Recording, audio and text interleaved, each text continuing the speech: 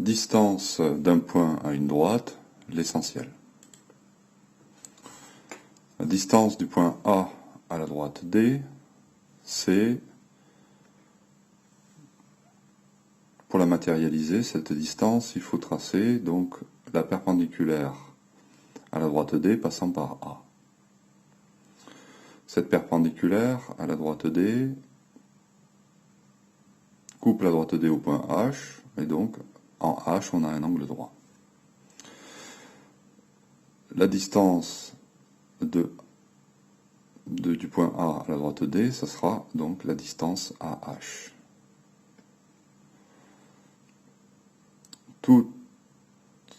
Si on prend un autre point de la droite D, M1 ou M2, les distances au point A sont plus grandes que la distance AH. AM1 est plus grand que AH, AM2 est plus grand que AH.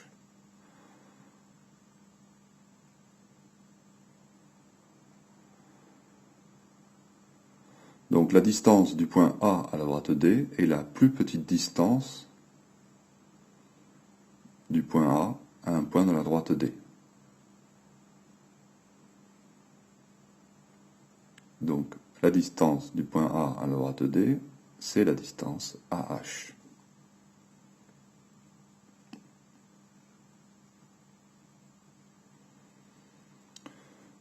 La tangente à un cercle passant par le point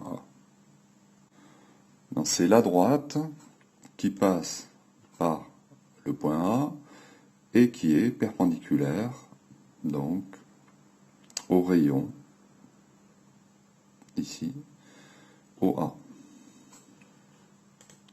Propriété, donc A est l'unique point commun au cercle et à la tangente. Autrement dit, la tangente et le cercle se coupent au point A.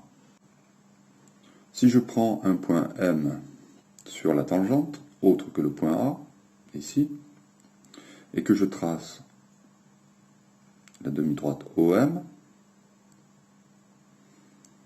je me rends compte que la distance OM est plus grande que le rayon du cercle, ici en vert. Donc j'ai que OM est plus grand que OA. OM est supérieur strictement à OA.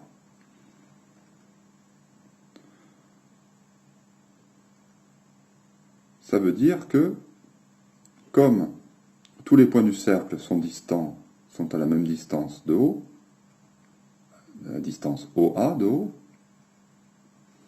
ça veut dire que ma droite, que n'importe ce point M, n'est pas sur le cercle. Ainsi, je viens de montrer que si je prends un point, quel que soit le point M de la tangente, différent de A, ces points ne sont pas sur le cercle.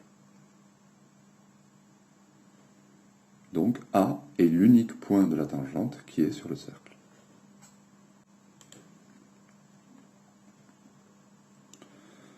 La bisectrice d'un angle, ici, est la droite qui partage cet angle en deux angles adjacents de même mesure. Voyons le dessin. Voilà. Partageant deux angles adjacents, c'est-à-dire qui ont même sommet, avec ce côté en commun. Et ici, je marque l'égalité des mesures.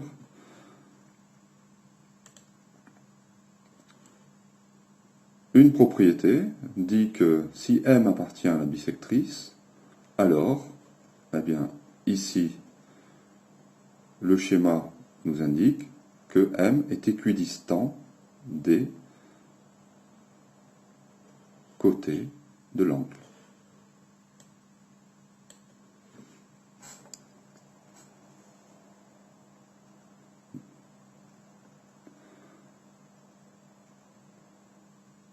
Donc la réciproque, ça sera, mais si M est équidistant des côtés de l'angle, alors M appartient à la bisectrice.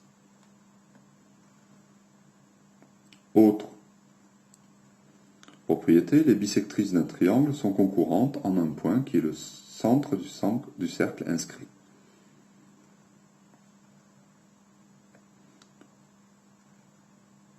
Donc ça nous donne, si on trace une deuxième bisectrice, donc elle se coupe en un point, et la troisième, toujours, passera par ce point.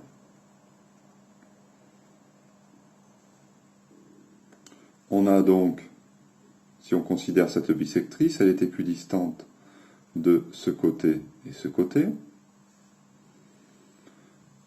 Considérons maintenant cette bisectrice, ce point-là est équidistant de ce côté et de ce côté. Et enfin, donc si on considère cette bisectrice, ce point est équidistant de ce côté et de ce côté. Ainsi, le point de concours des bisectrices est équidistant des côtés du triangle. Donc, ces points qui clignotent sont équidistants du point de concours des bisectrices. C'est ce qu'on appelle, donc, ces points sont sur le même cercle. Sont sur le cercle de centre, le point de concours des bisectrices, ici, donc, et c'est ce qu'on appelle le cercle inscrit.